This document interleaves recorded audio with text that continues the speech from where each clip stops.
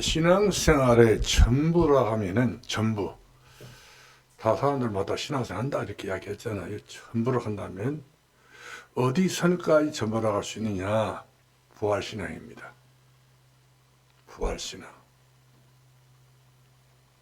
죽음 넘어서까지도 믿는 신앙. 한계가 없는 거죠. 영원한 신앙이죠. 이처럼 부활신앙을 우리가 가지고 있다고 하는 자체는요, 금보다도 보배를 가지고 있다고 하는 사실 속에서 먼저 은혜가 시작되는 것을 볼 수가 있습니다. 그래서 성도가 부활신앙을 가지고 있다면요, 자기 자신에게는 어느 날, 영원한 하늘나라까지 다 아는 거예요. 그런 정도까지 전부 정보가 다스릴 수 있는 능력을 소유했다 이렇게 표현할 수 있을 것 같아요. 단순히 절에 간 사람처럼 절에 가듯이 예수 믿고 점쟁이집에 가듯이 예수를 그렇게 믿어버리면 예수는 그런 예수를 아니죠.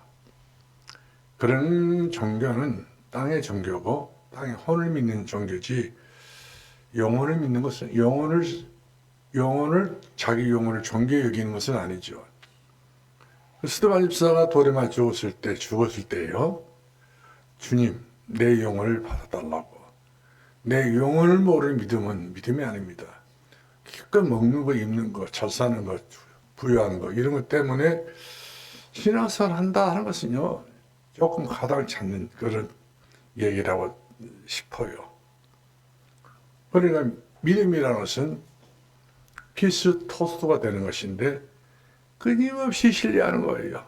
믿음으로 믿음이 이렇게 하나니, 또 믿음이 이렇게 하나니, 모든 것은 이리저리 전부 다 불국을 타고 아무리 바람을 탄다 할지라도 믿음은 그 자리에 있는 거예요. 바람을 불지라도, 풍랑을 불지라도, 죽음이 왔다 갔다 하더라도 믿음은 그 자리에 있는 거예요. 믿음은 변함이 없습니다. 그래서 우리 예수님께서도 베드로의 믿음을 보시고 넌 반석이라 했잖아요. 이 반석 깨지지 않는 반석입니다. 영원한 반석이죠. 그 위에 내가 서리라. 그 위에 내가 서리라. 그것이 믿음입니다.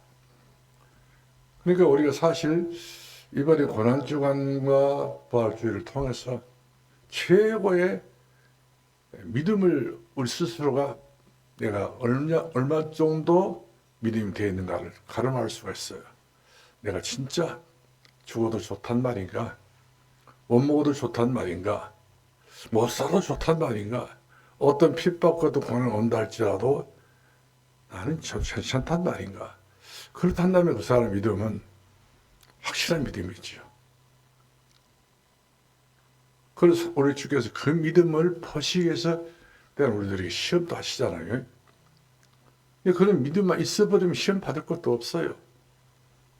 왜 그러냐면 상주신 이심을 믿어야 할지니라. 우리가 15에서 11장 6절 말씀 보니까 하나님 계신 곳 살아계신 예수님 믿으면 하나님 계신 것과 그가 살아계신 믿는 자가 믿음이라 했잖아요. 상주신 이심을 믿는 것도 믿음이라 했잖아요. 그런데 디모데가 바울이 선한 싸움 다 싸우고 믿음을 지키고 나의 달려갈 길을 다 한다. 끝을 본다는 것이죠. 세상의 끝을 보게 된 그 이후에는 끝이 영원한 것이기 때문에. 그렇기 때문에 오히려 바울 같은 경우는 죽음을 무서워하지 않았어요. 환난을 두려워하지 않았어요. 든든한 믿음이 있죠. 바람 타는 믿음이라든지 추위를 타는 믿음이라든지 더위를 타는 믿음이라든지 나이를 타는 믿음이라든지 이런 믿음은 우리가 곱게 생각할 수가 없죠. 그렇기 때문에 믿음은 영원한 것이라고 말씀드리고 싶습니다. 그런 믿음이 여러분 안쪽에 심지 속에 견고하게 자리 잡기를 바랍니다. 그럼 먼저 믿음은 부활 이전의 고난을 맛을 봐야 돼요. 우리가 죽으면 부활한다고 하잖아요. 또 우리 신앙이 부활을 믿는 신앙이라 한다면 고난이 지나가지 않는 부활은 없어요. 어떤 경우도 됐든지 간에 오늘 어떤 사람이 아이를 낳는데요. 네 쌍둥이 낳더라고요. 그 배는 조그만 배인데 그 배 안에 네 쌍둥이 있는데 애기들이 화범이 빠르게 가지고 사랑 같기도 하고 안 같기도 하고 쌍둥이들이 전부 다. 두 쌍둥이는 즉 이란성 쌍둥이고 하나는 일란성 쌍둥이에요. 애기 집이 세 개인데 둘은 나눠졌고 하나는 같이 그 애기 집에 이렇게 같이 있는 거예요. 그것이 일란 쌍둥이에요. 같이 딸이에요. 근데 이란 쌍둥이는 남자도 있고 여자도 있고 각각 다르더라고요. 근데 임신을 하려고 그렇게 했었지만 임신 안 되니까 요즘에 무슨 임신합니까? 수정란? 시험관 아기를 한다고 하잖아요. 그 고생이 얼마나 고생스러운 일인지 몇 번 다 실패를 하고 난 다음에 이번에 됐는데 그것이 내 쌍둥이라는 거거든요. 모든 것이 상당하지요. 자기 평생에 지금 결혼을 하자마자 몇 번 얘기를 낳으려고 시도를 했는데 안 되니까 이번에 그렇게 돼서 얘기를 낳게 됐게 되는데 친정 엄마도 그 말을 얘기가 이렇게 쌍둥이가 넷이 있다니까 놀리고 친정 아버지도 놀리고 자기 평소에 들어보지 못한 소리 아닙니까? 쌍둥이는 들어볼 수 있지만 내 쌍둥이는 못 들어온 이야기거든요. 근데 시험관 얘기 때문에 이제 그럴 수 있는 지금 환경이 돌아왔잖아. 우리 전 세계가 이해를 못한 거예요. 근데 이 얘기들이 다 낫다고 그래서 다 그대로 살아갈 수 있느냐 여러 가지 점검을 하더라고요. 앞으로 어떤 병이 올지도 모르기 때문에 그런 것까지 어떤 약한 부분이 어디에서 문제가 생길 것인지 지금 얘들이 안성품이 아니에요. 보니까 덜 된 것 같아. 근데 이제 분만하겠어. 이제 병원에 가서 분만하게 되는데 의사들이 20명이 전문의사 다 달라붙어가지고 그 아이들 받는 거 받더라고요. 밖에 있는 아빠라는 사람은 더 방방 뛰고 있죠. 자기 생애에. 근데 이들이 전부 다 생애 오락가라고 하는 상황이에요. 자칫 잘못하면 그 애들이 갈 수도 있어요. 그렇기 때문에 20명 의사들이 옆에서 막 수발 들고 그렇게 일을 쓰고 있고, 간호사들 수발 들고 뭐 그렇게 하더라고요. 근데 엄마는 벌써 마취를 해가지고 의식을 전부 다 잃어버리고 다 몸을 맡겨본 것이죠. 근데 그러기까지 고생, 고난, 순환이라 할 수 있고요. 어려움을 다 통과를 해가지고 얘기를 낳다 할지라도 안심할 수 없다는 것이죠. 그 우려. 그런데 중요한 것은 이 아이는 낳아야 되잖아요. 낳아야 엄마도 사니까. 그 낳고 보는 거거든요. 그리고 모든 아이들의 일생은 주님 앞에 맡기고 그리고 의사들 손에 치료를 맡기고 하루하루 살아가는 거예요. 이처럼 이 네 쌍둥이를 잘 잡아서 크고 성장하게 되면은 그 어려운 가운데서 자녀들이 이렇게 자기 눈에서 크게 자라는 것을 본다는 얼마나 기쁘겠어요. 어떤 송일국이라고 하는 그 배우는 새 쌍둥이를 낳았는데 대한민국 만세 아들 이름이 되더라고요. 아들만 셋인데 근데 아들이 그 키가 벌써 몇 년 돼가지고 180cm가 넘더라고요. 근데 아빠는 그 엄마랑 자식들을 보면은 얼마나 기뻐하는지 모르더라고요. 흐뭇하고 한꺼번에 그냥 한 번 고생에 맹룡호시가 일을 나 부르지 않습니까? 그렇게 기쁜 거예요. 이와 같이 우리가 부활신앙을 가지고 있었다고 하는 것은 그 숱한 그 상처와 여러 가지 어려운 세월, 환경 이런 거 다 비바람 눈바람 다 몰아쳐가지고 내가 소유할 수 있는 믿음은 찬송가 있잖아요. 금보다 귀한 믿음이라 했잖아요. 이 믿음은 어떤 경우가 되더라도 내 평생 소원 이것뿐 주의 일 하다가 주님 앞에 가는 거거든요.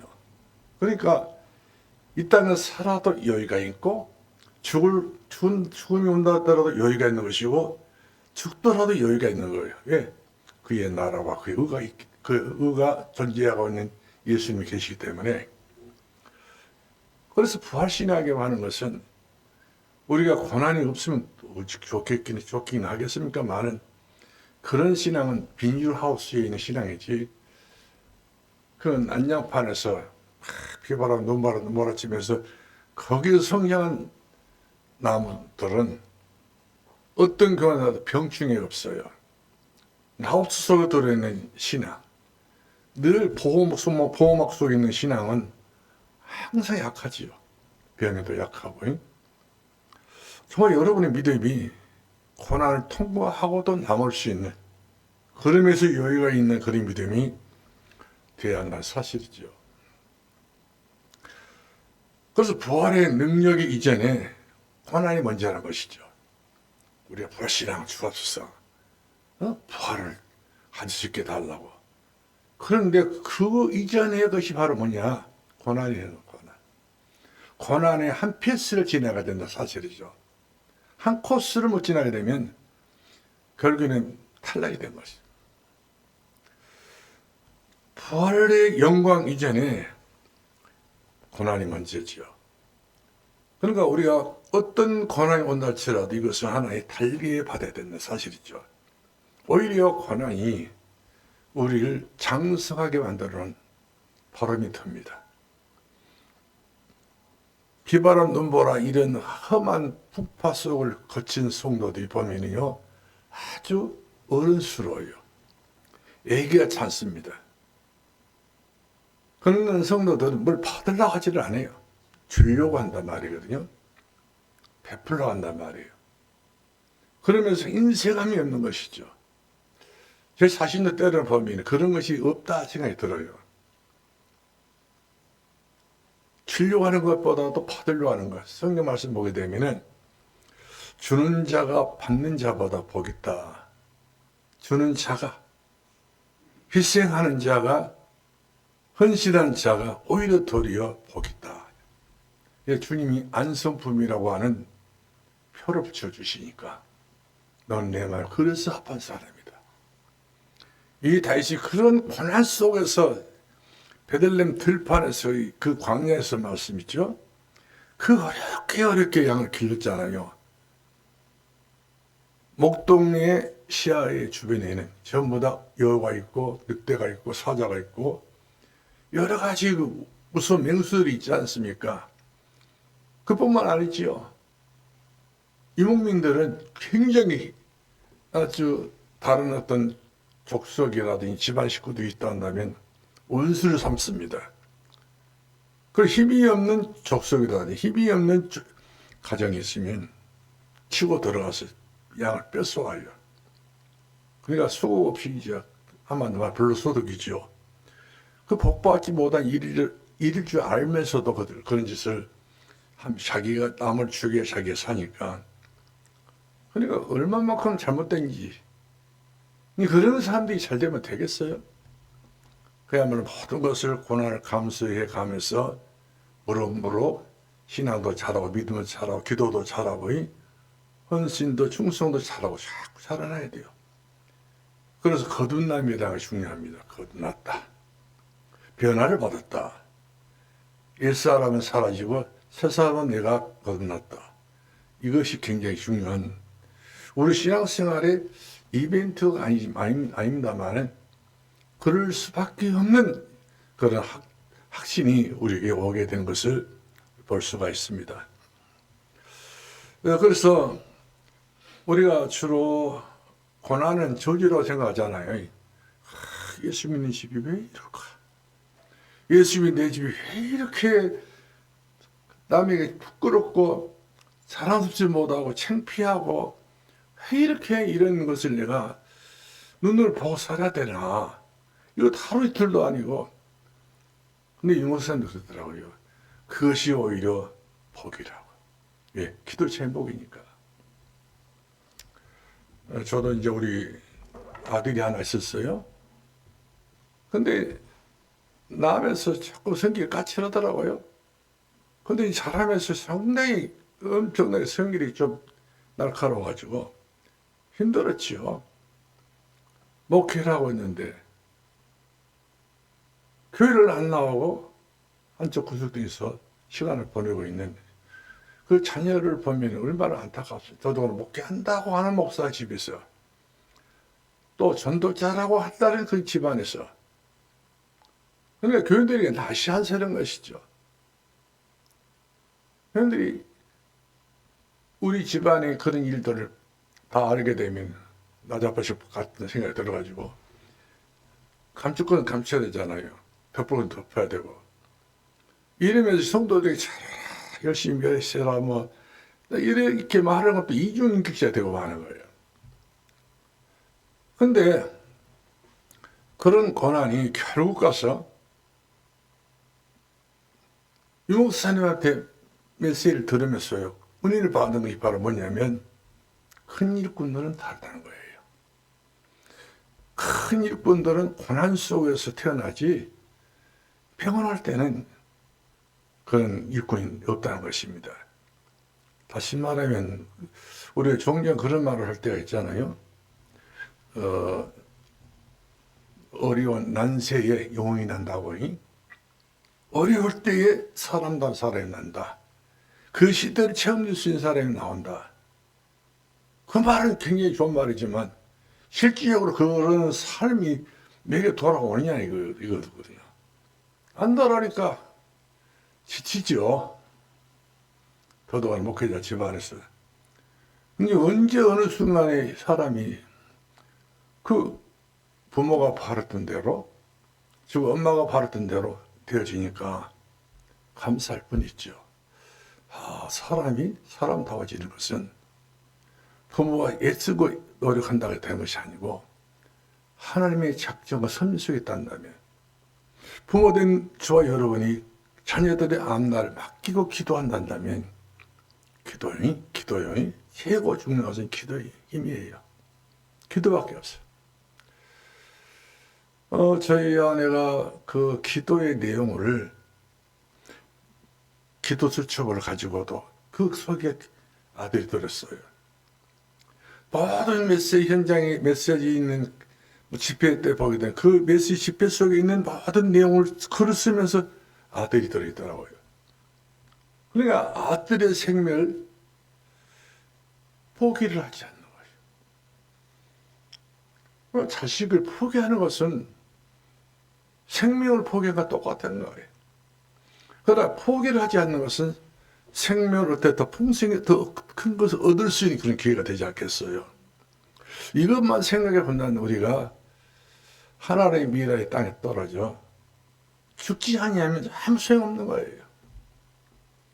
그런데 그 하나님의 미래의 땅에 떨어져서 자기 스스로가 써버려야 돼요.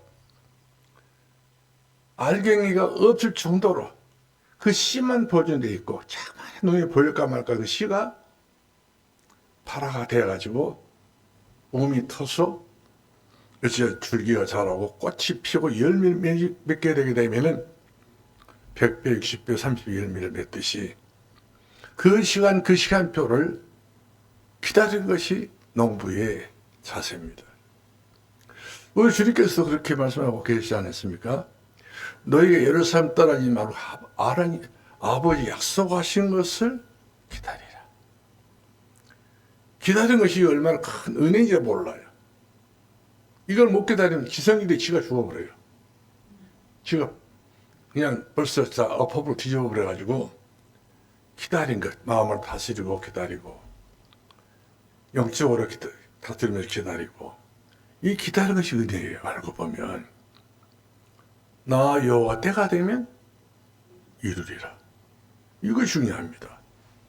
근데 기도 않고 맨날 하나님 구하지도 않고 나 여호와 때가 되면 이루리라. 그거 없어요. 결국 모든 것은 전부 다 기도로 그 가족들을 위해서 심령 맛을 더 엎어야 돼요. 기경이라는 말이 나온단 말이에요.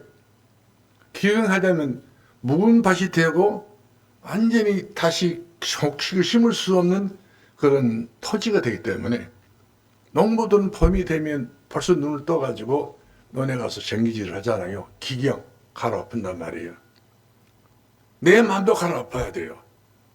그동안 내가 한 달 됐든 두 달 됐든 간에 이게 갈아엎지 않고 있으면 갈아엎지 않았기 때문에 나의 나된 것이 나와버려요.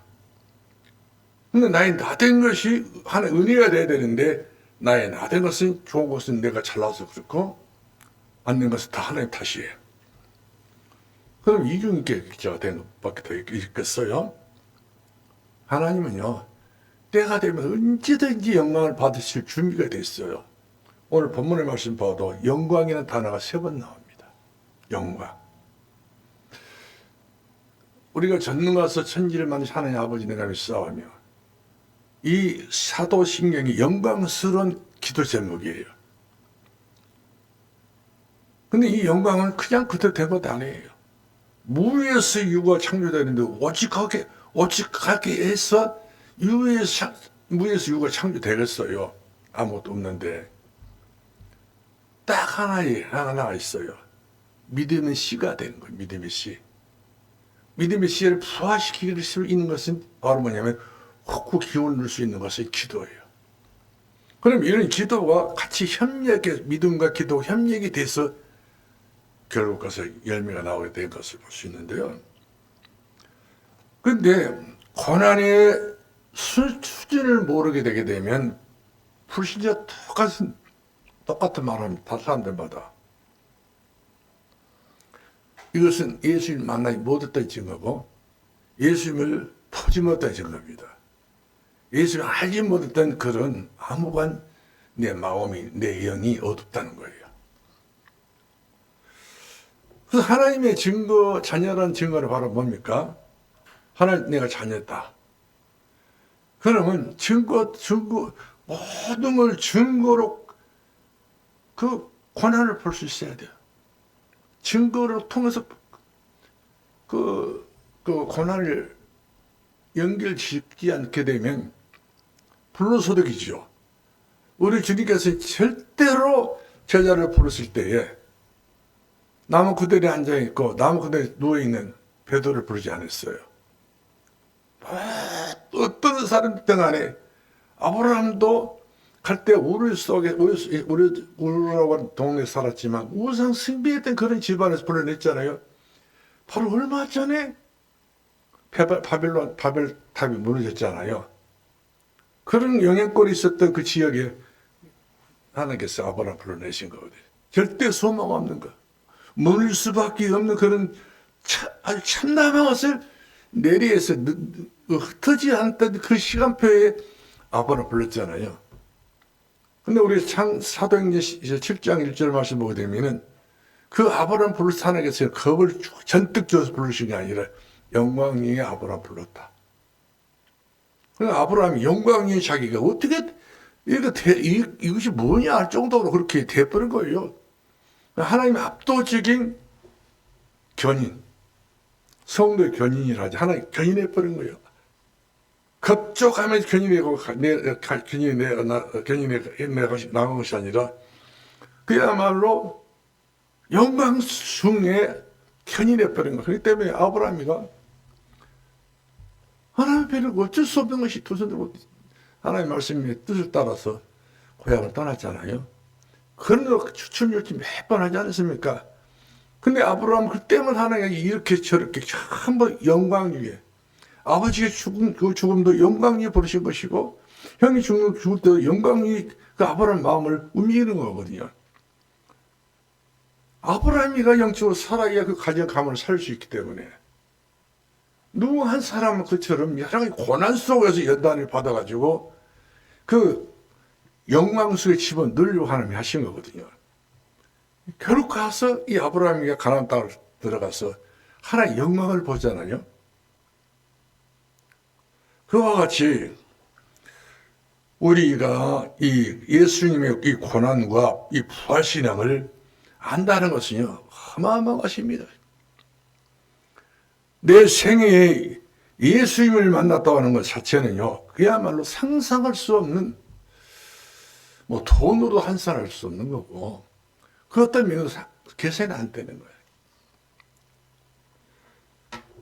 그래서 예수님의 고난이라고 하는 것은 성경을 했잖아요. 내 뜻대로 고난이 되어지게, 내 뜻대로 고난이 되어져가는 과정이 되지 말게 하시고, 하나님 뜻대로 되어진 고난. 십자가를 지신 것도 하나님 뜻대로 이루어지는 고난이거든요. 우리는 늘 그런 이야기할 때가 있습니다. 나는 십자가만 사람이다. 울상을 치면서 눈물을 훔쳐가면서 막 얼굴 보면 기쁨 하나도 없이 나 십자가만 사, 내 가정에 십자가 있다고. 그건 진짜 그렇게 생각하면 십자가입니다. 근데 십자가 있다고 말하면 안 돼요. 예수의 십자가는 인류를 위한 하나의 하나의 미랄이라고 그랬지. 예수의 십자가는 그래 형틀이에 불과해. 여러분 이것은 한마디 말하면 얼마나 비참한지 몰라요. 여러분 십자가 말 십자가지. 거기다 생 사람을 밤새 두드러 패서 기운없게 만들어 놓고, 예? 낮에 그 떼약볕에서 두드러 패놓고 말씀이 양손에 양말에 샘을 받았고 옆구리 차근을 받아가지고 머리에는 가시면은 가시가 요 정도 커버려요. 이만할 거예요. 요 옷을 쥐어 눌러버리니 얼마나 그 연약한 머리가 피가 칠만데 머리거든요. 조금만 다쳐도 피가 막 범벅이 머리가 그리는도 돼요. 모스 혈관이 거치가 많기 때문에. 그런 그 가시면을 씌워줬단 말이에요. 근데 머리에도 가시면류관, 발바닥에도 못 자국, 손가락도 못 자국, 못 자국이는 못이 이미 못이 지나갔던 통과했던 그런 그 형을 받은 것이죠. 근데 이런 고난을 하나님께서 기뻐하겠어요? 근데 이것이 우리가 그 이사야 53장 3절 5절 말씀 보니까 그가 상함은 우리 죄악을 인합니다. 그가 채찍에 받은 것은 우리를 남을 주시기 위함이다.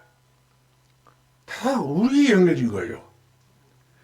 인류에게 그런 혜택이 전혀 없었는데 하나님은 우리들이 이 하나님 떠났던 인류에게, 인간에게 그 하나님의 미래를 되기 위해서 이 고난이라고 여기 상기되어 있잖아요.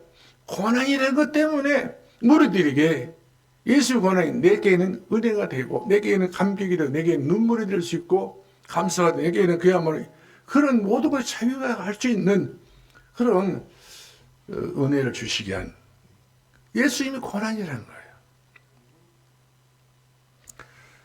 그러니까 모든 것도 성취지요. 이 세상 사람들 다 뭐 만 가지 고난, 만 가지 뭐 문제라지만 만 가지가 그도 끝나버린 것이 고난이에요. 누가 내가 믿으면 하는 영광을 보게 될 것이다. 그렇잖아요. 거기도 영광이 나온단 말이에요.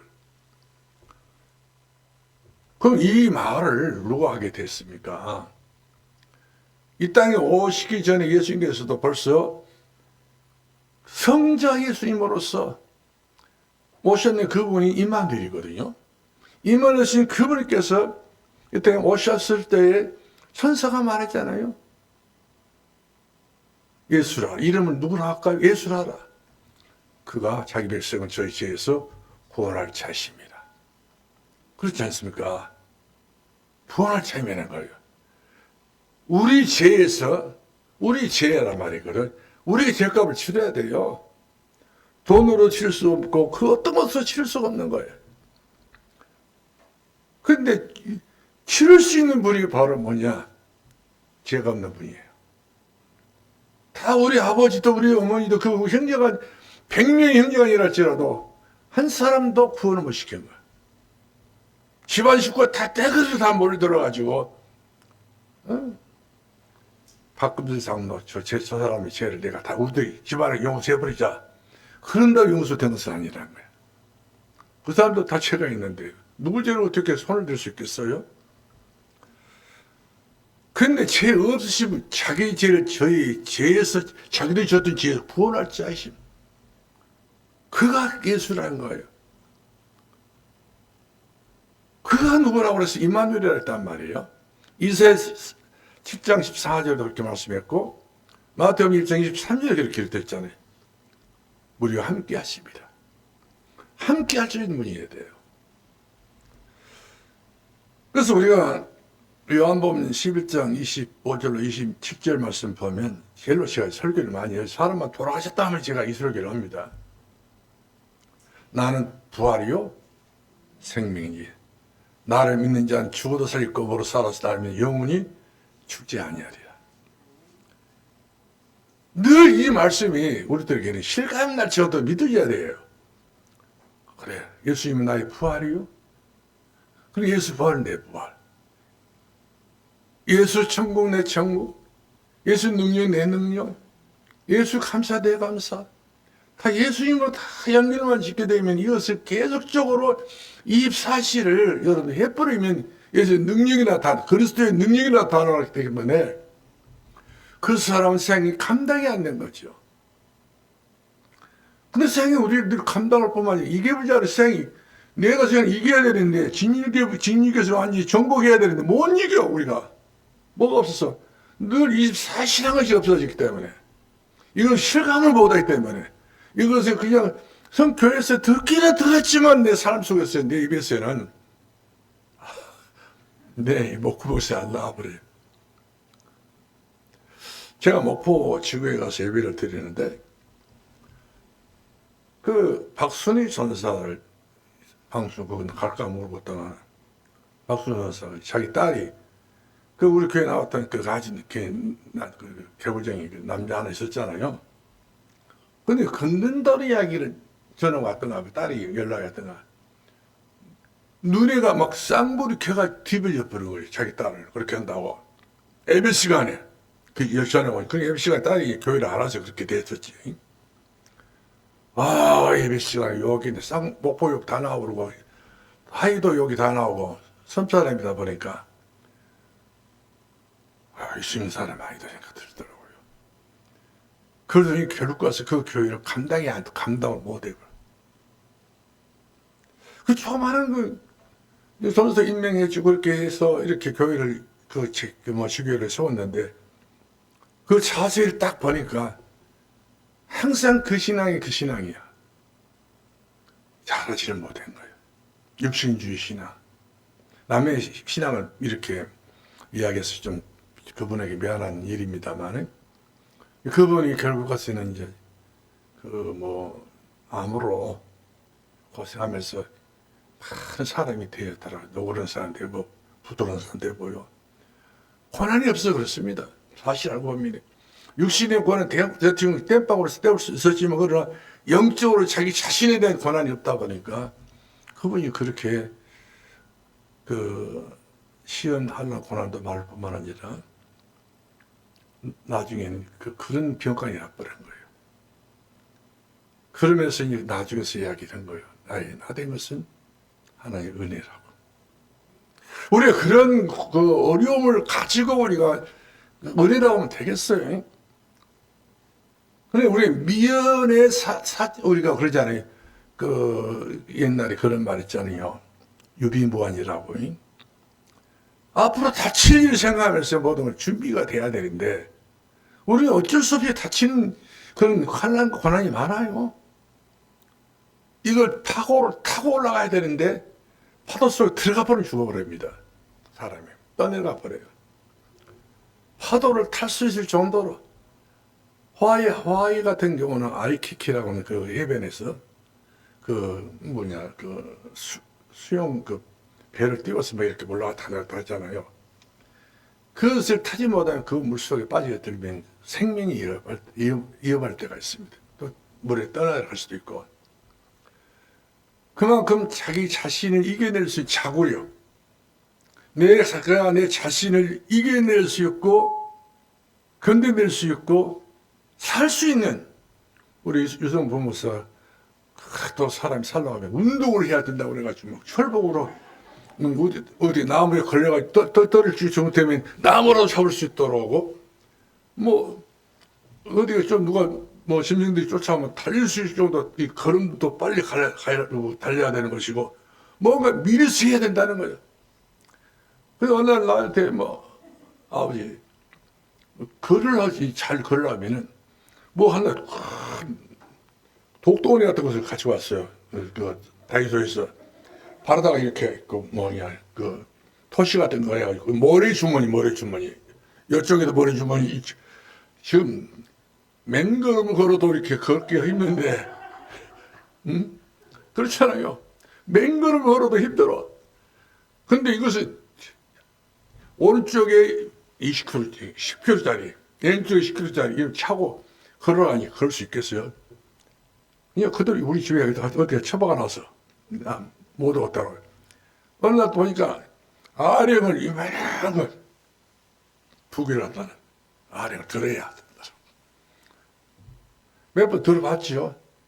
이것이 뭐가 재미있어야 될지. 그렇죠? 운동이라는 재미있어야, 우리 김수영 선생님 운동이 재미있어야 합니다. 근데 운동을 해야 돼요. 근데 어느 날 또 보니까 우리 이제 방 안에 있는 화장실 있잖아요.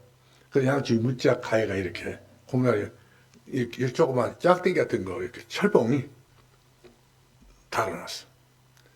아빠 이거 자꾸 자기 몸을 견딜 수 있는 그런 힘, 어깨에 힘이 있어야 된다 그래요. 하지요. 근데 지속은 못하겠더라고요. 다 나를 위한 것인데, 근데 옆에 사람들은 그것이 안 하고 있는 나를 보면은 좀 그런가 봐요. 우리 또 제주도 있는 아들이 아빠 난 한라산을 올라갔다 내려갔다 올라갔다 몇 번을 뭐 24번 했다 하더라고요. 한 번 와서 같이 한라산 올라가자 하더라고요. 근데 그 바람에도 한라산 안 갔고 이제 제주도를 안 갑니다. 갈까 싶어가지고.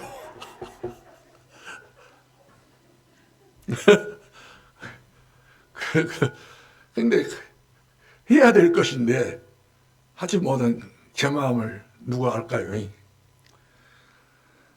이처럼 그 예수님의 그 고난은 우리는 내 자신을 위해서도 못하는데 그걸 내 자신을 건강해서도 못하는데 예수님은 다 우리를 위해서 그가 상한 것도 그 찍힌 것도 채찍에 맞은 것도 그가 고생하는 것도 다 나를 위한 거예요. 근데 우리 그럴 것 같아. 내 마음 내 심정 이리라도 한번 기억해봐라. 그날이 바로 고난 주간이야. 예? 종료일도 되지만 고난 주간에는 그런 걸 생각해 봐라고 우리들에게 새벽이라 나와서 내 심정을 좀 생각해 봐라. 울라하는 것은 아니다. 누구들이 와서 너도 살았다는 이야기를 해봐라 한번. 어떻게 이렇게 대단한 이야기를 해봐라. 증거가 있으니 한번 이번 2026년도에 살아봐라 그런 이야기 아니겠어요? 그래야 그런 너희를 보고 가족 식구들 깜짝 놀래가지고 우리 어머니 우리 아버지 막 믿음 우리 교회 뭐 이러는 것이 이런 감탄사가 나오는 것인데 그렇지 않게 증거가 없고 감탄사가 안 나오겠죠. 그래서 저와 여러분 지금 당하고 있는 어려움이 있다면 있겠죠. 그러나 그 어려움 속에 고난 속에 다 기도 제목으로 다 묶어져야 돼요. 버무려져야 돼요. 우리가 그 김밥을 쌀 때 막 여러 가지 섞잖아요. 양념을 요리해야 될 그런 그 김밥 재료를 섞이지 않으면 안 되듯이 예수가 나와의 모든 것들을 섞어야 돼요. 예수 복음이 아닌 것은 버리고 예수님이 그것은 섞고 기도하라, 감사하라, 충성하라, 찬송하라. 자꾸 이렇게 영혼이 찰능하지 범사 살도 관광이 조금 누린단다 하는 이야기를 늘 우리는 적게 들어야 돼요. 행복에 들어야 돼요. 옛날에는 그랬어요. 주일날 우리가 예배를 드리려면은 보통 찬송가를 4곡을 부를 것이 5곡 불렀어요. 초성 불렀지요. 그 다음에 이제 우리가 예배송 부르잖아요. 그 사이에 하나 더 불렀어요. 그 다음에 예배 설교 마치고 난 다음에 찬송, 흥금송은 나중에 불렀어요. 찬송 불렀어요. 그 다음에 흥금송 불렀어요. 마지막 배송을 불렀어요. 그러니까 그 한 주에 찬송가 몇 곡 불렀겠어요? 5곡 불러. 우리 깨끗. 그 다음에 11시 예배까지 안 맞추지면 11시 예배 드리고 11시, 12시 딱 안 맞추면 교인들 벌써부터 얼굴이 색깔이 전부 다 짜증이 나는 그런 얼굴이에요. 그러니까 설교자는 그때 긴장했지. 긴장되지요. 이제 설교 다 해라. 다 된 말 코 빠친다고 싶어갖고 빨리 마치잖아요.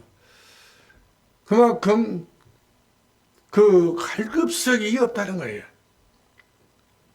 몸을 맡겨야 돼요. 몸을 맡기고 내 시간도 맡기고 내 모든 걸 주께 다 맡겨 하나님 미라이 죽어야 된다고 했잖아요.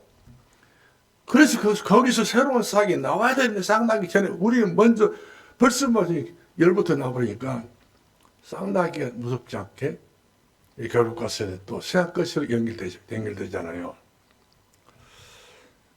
그래서 사실은 우리가 고난이라고 하는 것은 복음을 들을 수 있는 기회고 복음에 우리가 창념할 때가 돌아온 거예요. 창념. 가착 이렇게 붙어버린 거거든요. 창념해야 돼요. 그러니까 우리 찬송가도 5곡, 6곡 부를 수 있을 정도 돼야 돼요. 시계밥은 안 됩니다. 근데 창념할 수 있을 정도로 우리가 그렇게 돼야 되는 것이고 그리고 사명을 깨달아야 돼요. 뿐만 아니라 갈라디아 2장 1절 말씀은 그릇을 키우는 거예요. 그릇. 갈라디아 2장 1절이 안 된 것은 사이다 뚜껑만도 못한 믿음이에요. 내가 십자가 못 박아 죽었나니 이 말은 나는 다 죽어버린 거예요. 내 육신의 것은. 그러면서 무엇이든지 찬송이면 찬송, 기도면 기도 모든 전부 다 하나님 영광을 했어. 이렇게 우리가 살아가는 인생을 누리고 산다면 그보다 더 행복한 일이 없죠. 그래서 감사 중에 최고의 고난 중에 최고의 고난이 바로 뭐냐? 감사할 수 있을 정도의 그런 내 속에 비밀이 있는 사람들은요. 진짜 그 사람은 보통 믿음이 아니에요. 저는 고난 속에서 감사가 나올 수 있어? 저 정도 되면 나는 벌써 죽어버렸어, 내 생길에. 그런 사람들은요, 지어 죽죠. 어떤 고난이 온다 할지라도 나는 감사할 수 있다고 하는 것이 중요합니다. 내가 진짜 예수 믿는 거예요. 내가 내 자신에 내가 거짓말 없이 내가 믿고 있는 거야. 나도 보통 사람이 아니다. 예수님 앞에 내 보통은 내가 숨길 수 없는 내 자신감을 보일 수 있다고. 예수님께서 나를 부르신다고 하면 언제든지 갈 수 있다고 하는 자신감이 있어야 되지 않겠어요? 모세가 호렙산 하나님 부르시니까 모세 겁이 나쁜 거예요. 하나님이 영광을 바라보니 겁이 나잖아요. 아브라함이 하나님 불렀을 때 겁이 나버린 거예요. 천사가 마리아를 부르니까 천사가 무서워버리고 천사만 봐도 무서워버린 거예요. 요셉도 그렇고. 더 좋아야 될 것인데. 성도도 그러잖아요. 하나님 만나보면 더 좋아야 될 것인데. 그러니까 하나님은 빨리 안 만나려고 죽음에부터 늦추고 있지 않습니까? 생애는 더 우리가 살아보겠어. 말이야. 걸러가고서 아니겠지만은, 결국 나의 결론은 뭐냐? 파신앙이에요. 버릴 수 없는 진짜 베개. 가치가만 생각해서 나는 진짜란 거예요. 색깔이 빛이 날 수 있는 이런 빛나는 이런 부활신앙, 바짝바짝 빛이 날 수 있는 신앙. 어떤 문제 앞에도 낙심하지 않고 낙심하는 소리가 막 김이 나가지고요. 쏟는 사람 있잖아요. 불을 뿜는 사람 있잖아요. 그러지 말고 모든 교회를 시원케 하고 모든 성을 시원케 하고 집안 식구를 시원케 할 수 있는 그 사람. 뜨거운지 차든지가 아니라 진짜 우리가 그런 뜨거움을 가질 수 있는 교회를 뜨겁게 할 수 있고 가정도 특히 성령으로 충만하게 할 수 있고 이런 사람들은 학력 때문에 현실 문제 때문에 속지 않습니다. 막달라 마리아가 믿음이 좋다고 하잖아요. 오늘 저 여러분은 자신감을 가져야 돼요. 나는 막달라 마리아보다 더 믿음이 더 좋다. 어디다가 내 믿음을 막달라 마리아 될 수가 있어. 어디다가 내 믿음을 살았다 가봐야 될 수 있어. 그렇게 여러분들 그때는 눈을 크게 뜨고 막 그냥 사람을 이렇게 압박을 줘야 된단 말이에요. 막달라 마리아만큼 믿음이 좋습니까? 모르겠네요. 잃어버리면 마귀 옆에 있다. 그러지. 그러면 그렇지. 그렇게 우리가 마귀의 장난만 쳐버리면 안 된다는 사실이죠. 나는 아브라함보다 더 믿음이 좋다고. 그렇습니까? 자신이 있어야 돼요. 이것은 교만하자고 한 그런 선을 바치는 것은 아니에요. 나는 예수님의 12제자들보다 더 믿음 더 좋은 사람이라고. 더 좋아요?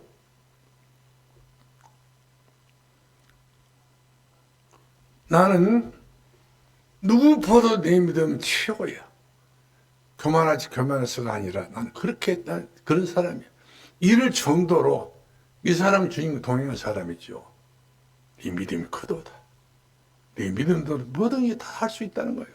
믿음대로 될지어다. 자, 그래서 부활신앙 어떤 역사가 일어나는가 그 점을 말씀드리고 싶습니다.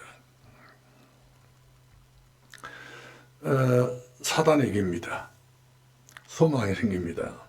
그리고 오직 부활신앙을 믿고 있으면 신앙생활은 일사천리로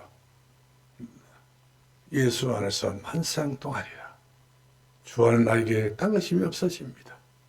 그리고 이 파도를 지나서 저 높은 은혜를 속에서 더 높은 것을 바라볼 수 있는 혼자만이 맛을 보고 혼자만 누릴 수 있는 혼자만이 나의 나됨을 알 수 있는 사람. 이런 사람이 주님과 동행한 사람이에요. 이 사람 세상에 감당하지 못합니다. 이번 부활 고난 중을 통해서 어떤 고난이 온다 할지라도 그래 예수님만큼 못된 날지라도 작은 예수로서 나는 기꺼이 따르리라. 이런 각오를 가지고 고난을 맞이한다면 우리의 삶에도 무한한 부활의 역사가 임하시게 될 줄 믿습니다. 기도하겠습니다. 살아계신 우리 아버지 하나님, 은혜를 감사합니다. 우리가 무엇이 한데 이처럼 귀한 생명의 씨를 주셔서 아들이 있는 자는 생명이 있고 아들이 있는 자는 생명이 없다고 했기 때문에 아들 되신 예수 그리스도의 씨를 우리에게 심어주셔서 우리가 모든 육신적인 면에서 많이 죽어진다 할지라도 그 생명의 씨가 더 크고 더 아름답게 더 장성하게 되게 되면 결국 가서 많은 열매를 맺는다 했던 것처럼 많은 열매까지 우리가 내 눈으로 보고 내 마음으로 접하고 내 생각으로 그 많은 열매를 개선할 수 있을 만큼 누릴 수 있을 만큼 우리 삶을 그렇게 진지하게 살 수 있는 하나님 사람이 되게 주옵소서. 예수님 이름으로 기도합니다. 아멘.